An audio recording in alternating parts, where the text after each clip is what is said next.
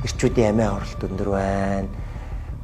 Эрчүүдийн стресс өндөр байна гэдэг юм эсвэл ингээд ер нь л нэг юм болохгүй байгаа юм шиг юм муур амьсгал их байна. Энэ нөгөө хэлэхэд эцгийн эрхт яс нийгэмд бид нар амьдарч байгаа. Тэгэхээр эцгийн эрхт яс буюу эрхтэй хөөс ерөнхийдөө баг зэргийн давмгай амьдралсныхаа золиосонд эрхтэй хүмүүс сэтгцийн хариулын дээр төлбөр төлж байна гэж хэлээ. Магадгүй би хүчтэй байх ёстой гэсэн өгөгдлийг өөрөө ойлгоцсон мөртлөө тэр дүрдээ бас орохын тулд өөрийнхөө үндсэн мөн чанарыг гээгдүүлээд ядраад байгаа юм байна шүү дээ, мөн үү?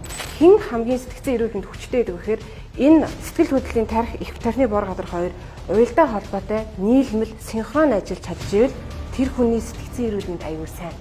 Чөс тавтай Монгол эрхтэй хүн гэдэг ихэр чи хөвчлэн нэг тийм өгдөө зүйтэй тий тэгэл нэг архиухаар аягүй яриа болчихдог шүү дээ. Оо тэгэл сарын өмнөх жилийн өмнөх юм яриад юмаа давтаж яриад. Тэгэхээр тэр чинь өөрөө цааталтаа түрүүний нөгөө тархины холбоос нь бас хөгжөөгөө л яваагийн. Тийм. Уг нь бид нар ямар нэгэн бодисын тусламжгүй өөрөө тэрийг гаргаж чадж ирүүлэхгүй. Нөгөө эр хүн илүү амьдралд юм тутагшоогоо нөгөө юмаа нууж ингэж явж байгаа. Ямар ч төрлийн юм чинь тодорхой хугацааны дараа тэсрэлт өгнө шүү. 76 наслт юм шүү дээ Монгол эмэгтэй хүн чинь дундчаар. Монгол эрэгтэй чинь 66. Тэр баг 10 жил.